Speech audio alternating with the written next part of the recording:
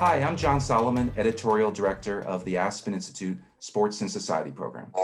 Welcome to our conversation with UNICEF supporter and pro basketball player Jeremy Lin as we talk about mental health and racial equity in youth sports. 2 years after going undrafted by the NBA, Jeremy joined the New York Knicks in 2012 as one of the few Asian Americans to ever play in the NBA. Jeremy's immediate success, commonly referred to as Linsanity, turned him into an overnight sensation. It wasn't until recently, when Jeremy began working with a sports psychologist, that he says he realized the emotional and racial trauma he was carrying starting as a child. What is it like for a child to navigate anxiety and encounter racism in sports? How can we create a more welcoming environment for more kids to talk openly about mental health so they enjoy all of the benefits that come with playing sports and being physically active? That's what we're going to discuss today. Jeremy, thank you so much for joining us. Thanks for having me, John. I'm excited. So you often talk about navigating anxiety and your efforts to eliminate the stigma of mental health challenges. What do you remember about your mental health as a child, including in sports? Yeah, I think as children, we're also, easily, we're very impressionable. And so, for me, I just realized there were certain modes of thinking that were just kind of ingrained, right? Like suck it up, tough it out, don't never show weakness, just fight through it. And there's truth to these principles. So there's perseverance and resilience and confidence and different things that are embedded in these. But I also realized that there were some things where if it wasn't guided, if I didn't understand how to apply the principles or the truth behind these sayings, that I could get really lost into other things. And so I realized that I started to suppress a lot of my emotions. And instead of, I started to shame myself in terms of what I felt, and having guilt. And so I think, specifically it'd be like, I had maybe tremendous anxiety or fear before a game, and I couldn't really process what it was. But in my mind, I just kept thinking to myself, like something, something's wrong with me, or this isn't real, or whatever. And I would just suppress it and try to pretend like it didn't exist. And I think for me, realizing that mode of thinking, that line of thinking can be really, really detrimental down the road. It's not something that I understood in the moment. And so it wasn't until I got older that as I look back, I realized, I do think that had I paid more attention to the mental side of the game and more value on my mental health, that I could have gone through different experiences as a child, as an athlete, much differently and much more healthy. And because of that, what I see now is I'm going to therapy, and I have a sports psychologist and people who help me just to understand my past experiences and how do I elevate my game mentally. And so that's kind of the journey that I'm on, and that's why I'm excited to be here and to share a little bit of my experience. That's awesome. It's really important, for I think kids to hear that and to have that honest dialogue and hearing from athletes like you. For kids that aren't talking to anyone, what do you think prevents them from opening up? Looking back, it's many years for you, but why do you think you didn't necessarily open up or recognize it back then? For me, it's easy. It's pride. It was ego. And again, society has elevated that player who is so confident they predict something before the game and then they go out and do it. And they're like, I'm gonna score 40, we're gonna win, and then we're gonna go get a championship, and then it happens. And these are like very extreme cases, and sometimes they're even exaggerated. They're not always true. I don't know if I know a single athlete who doesn't struggle with fear. But when you watch the videos, the season recaps and the highlights, and you read the newspaper, and it's like watching somebody play and you only see their highlights. If you only see their highlights, you don't see their mistakes and their struggles and everything up until that point. All the normal, mundane aspects of their game. You only see the best, coolest part. And I think that's a bad comparison when you're trying to talk about, who do I want to be as a player? And so when I was young, it would just be, I'd watch Jordan and I would see just how confident he was. And I just felt like I had to be that. And it was my pride that prevented me from maybe sharing a little bit more about the fears that I felt. And what I started to understand is that every athlete, when you're young, when you're old, like it doesn't matter what level that you're playing at, you will have fears at certain points in your career or in your experiences, and that it's okay and that you need to talk it out, because if you don't talk it out, one, that fear can really impact you on and off the court or the field. And then two, you won't, you might not be able to know how to navigate it or get beyond it. And I think, and I love this quote, or this saying that I read, but it talks about the fact that courage is, what allows people to fight through their fear. It's not that you don't feel fear at all. And I think that's something that kids need to really understand, is you're going to feel fear, and that's okay, because everybody feels that. It's whether that fear cripples you and doesn't allow you to move forward. That's actually what the most important thing is. And so can we talk about it with other people so that they can give us courage and encouragement to fight through the fears? That is a huge difference that, I wish I learned, 20 years ago. That's terrific. And when you talk about fears, do you mean like fear of failures back like when you were a kid? Or is there something else that you fear? It's fear, it could be anything, right? And I think at different points when I was playing basketball, I had different fears. And so maybe at certain points it'd be fear of failure, right? Or fear of a bad game, or fear of being embarrassed or looking embarrassed, or maybe it's fear of not living up to the expectations of somebody else, or of a coach, of a team, of my school, of my classmates. Maybe it's fear of injury. Maybe it could be, it could be fear of letting down your parents. It could be fear. It could be fear towards your coach or the way that he's looking at you. There could be so many different elements of fear, but ultimately, yeah, I struggled with every last one of those at a different point in my life. But fear was everywhere. And, as and I can share some examples about as I got older, even when I got into the NBA, just how bad my anxiety and my fear really was. You've been really candid about your struggles with anxiety, and I think it's going back to high school. How bad did it get? How did you learn to manage this anxiety? And did sports play any role in that? Sports was a huge role in that. And I remember my rookie year, my rookie year with the Golden State Warriors, I could not eat before games. Mm. I could not sleep. I couldn't eat the night before. Like, it got so bad. I had to talk on the phone with my agent for 2 hours or 3 hours before each game so that he could encourage me and give me the courage to go onto that court and play as close to fearless as I could.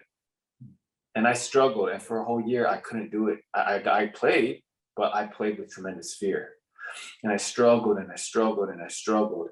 But I fought and I kept going and I kept moving forward. It wasn't because of my own strength. My family came around me. My agent was there. My friends, they would come and visit me. My parents would stay with me on the road to make sure that I was okay. They pushed me through. And the next year was Linsanity, when I was the breakout player. I made history, things that had never been done in the game of basketball. I was literally the most popular person on the planet, actually. And it came because I was finally able to let go of this anxiety and this fear. The interesting thing about it is, about 3 weeks into Linsanity, that anxiety came back. And I started to think, why is it that I still, I'm struggling to eat and sleep before games? I mean, I'm playing better than anybody in the world ever thought I could play. Why do I still have this anxiety and this fear? It's because I was anxious because I wanted to be who everybody else wanted me to be. I wanted to be this Linsanity phenomenon. And the fear of not being who everybody else wanted me to be, which was this mega star who came onto the scene and just broke all these records. I was trying so hard to live up to everyone else's expectations of me that the fear and the anxiety came rushing back. And I had to readdress it within myself. And that's where my faith came in, understanding that there's nothing that I can do on or off the court that is going to make me make God love me less, or make my identity less as a person, right? I might not be as good of a basketball player. I might not have played well tonight, but that doesn't make me any less of a person. You've talked recently about how you didn't realize for a long time that you were carrying so much racial and emotional trauma. And I know that you shared you're comfortable revisiting your childhood with us today to help others by sharing your experience. Can you share what you remember about how you were treated as an Asian American when playing sports? For me, I just never felt like I belonged. I remember I would show up to the basketball court, and it was either people would be laughing at me or they'd be looking at me like I was crazy, like they'd never seen me before, like I was an alien. Or they would tell me like, hey, this is the basketball court, like, volleyball is not on until after this game, or they would say things like that. They would call me racist names, racist jokes. They would call me Yao Ming. They do everything. They would fight and argue over who gets to guard me because they all thought that I was going to be an easy matchup and they would dominate me. I never felt like just a basketball player. I never walked onto the court and was like, I'm just like one of these guys. I was always, that's the Asian basketball player. And what it ended up doing was it helped me in some ways because it gave me resilience. It gave me perseverance. It taught me how to tune out the noise of my opponents. And it gave me a chip on my shoulder. But at the same time, there's a lot of trauma that comes with that, thinking that no one will ever believe in me. No one will ever help me or want to, or actually think that I'm good enough. Even when I got to the NBA, there was never one player that really took me under his wing and said, hey, I believe in you. Because my teammates didn't until I proved myself. And then they believed in me. And so that trauma of always kind of being the first, breaking the mold, being a trailblazer, not realizing that that really takes a toll. And before I knew it, it was like I couldn't trust anybody. I thought everybody that was out to get me. I felt like I had to go and earn everybody's respect. I felt like it was just me against the world, always an uphill climb. And a lot of this baggage, if I don't address it and let go of it at some point, I'm going to burn out and I'm going to run out of energy. I'm not going to be able to enjoy my experiences.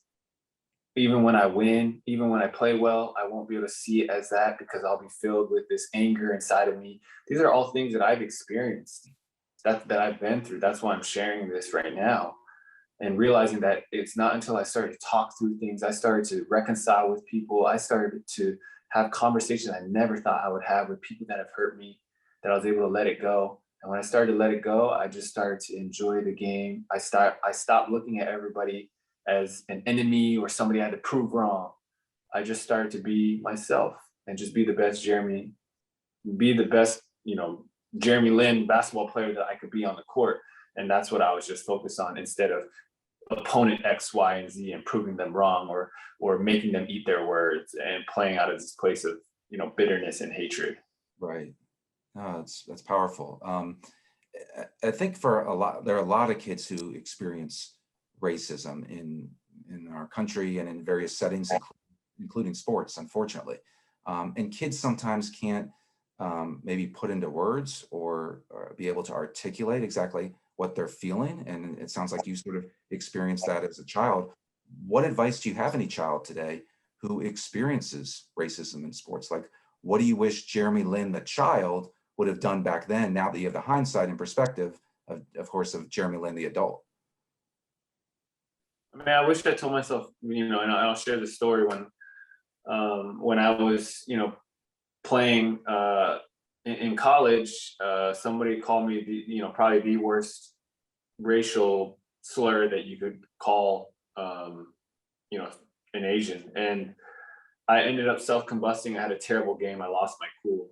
And it was a really important game. And afterwards, one of my assistant coaches pulled me to the side and he shared his experience, and he's an African American, and he played at Duke University, and he explained how when people are racist towards you, one is because they're ignorant, they don't know any better.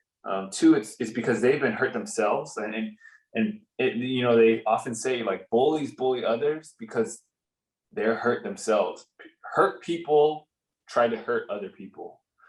And I think that's something that I had to understand is when someone is trying to hurt me, one, they've probably been hurt themselves before. And number two, when they give me this negative energy, it's my job to learn how to take that negative energy and turn it into positive energy. When someone says something racist to you, this is what I wish I told myself. When someone says something racist towards me, I wish that I could have, at a younger age, learned how to take that negative energy and turn it into more focus and more determination to just focus on myself to play even better and turn that into positive energy. Because what ends up happening is they tried to hurt me with their words, and it actually helped me and pushed me in the right direction. But if you're not able to do that, then it pushes you in the other direction. And so these instances, these circumstances are like forks in the road. They can put you in one trajectory or another, and it's on you to figure out how do you want to handle what has happened to you, even though it's not right, even though it's not fair. After the game, too, I definitely think you should talk to people, talk about your experiences, share. And I think even having a conversation with the person that said it to you, I wouldn't be opposed to that. And just saying, hey, I don't understand why you're saying that. Where are you coming from? And just being open and talking about it. It takes a lot of courage, but I'm a big believer in it. Absolutely. That's great advice. On a different subject a little bit, we have an initiative at Project Play called Reimagining School Sports. And this is a project that's studying ways to get more students playing sports or being physically active at high schools. And our national survey of high school students found that Asian American youth have lost interest in sports during COVID more than any other race or ethnicity. I wonder if you have any thoughts as to why you think many Asian American youth haven't come back to sports during the pandemic. And I think there's definitely many reasons. It's impossible to explain it so simply with just one reason. But one thing I do know is mental health is a huge problem in the Asian American community right now because of COVID, but also because of the violence towards Asians. And what we've seen actually is I think it said there's some stat like 80% or something like that, like some staggering percentage of Asian Americans have been bullied since the pandemic. And we have seen so many Asian and Asian Americans and Asian elderly getting attacked on the streets. A lot of Asians are not comfortable going outside. They don't feel safe.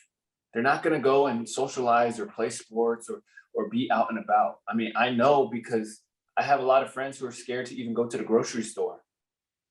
And that's not me making it up. It's me being an Asian, understanding and having conversations that they don't even want to go to the grocery store. Like, they're definitely not going to go play sports.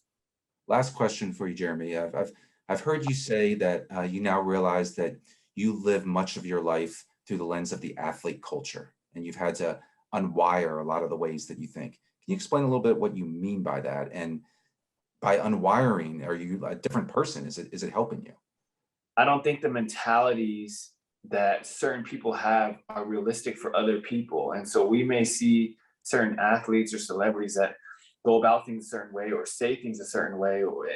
And I'm not sure if that can be applied to everybody. And in many ways, I don't even know if those athletes even believe it 100% themselves that, oh yeah, like I'm completely fearless or just, like things like man up. Like, what does man up even mean? Right? Like, to me, actually, if I was to man up and, try to be strong, really what that means is to admit that I'm weak when I feel weak and to ask for help when I need help. Because what ends up happening is I try to man up and I don't ask for help. I try to do it all myself and then I fail and I fail miserably and I fail over and over again. And so, a lot of these concepts, does that mean that there's times when you really need to just focus in and go for it and make sure that you hit that game winning shot or that you make that big? Yes, for sure. But I think that there are many sayings in the athlete culture that get taken too far out of context or get taken too extreme, and that can have really detrimental effects. And so those are some of the things that I'm learning to unwire. And like I said earlier, even playing the game out of a love and a joy for the game versus you see us elevating, like when someone is just embarrassing somebody else, talking trash to them and completely just disrespecting somebody, and it goes viral. So then everyone wants to kind of try it and do it and like be that person. But that's actually not the purest and the best way to play the game. And it's definitely not the best way to be a person, is to go out there and try to disrespect everybody. It's to play out of a love for the game, love for people, love for your team, love for the sport. And that love will always be the most powerful driving force behind why you can do anything, including sports. Absolutely. Well, listen, thank you so much, Jeremy. That's all the time we have. Thank you for all the work that you're doing with the Jeremy Lin Foundation, with COVID relief efforts, raising awareness about increasing anti-racism, and just really thank you for honest dialogue. I mean, honest dialogue from athletes like you about your own experience really do help kids, helps them know that they're not alone and it's okay to not be okay. So thank you very much, Jeremy. Appreciate it. Thanks, guys.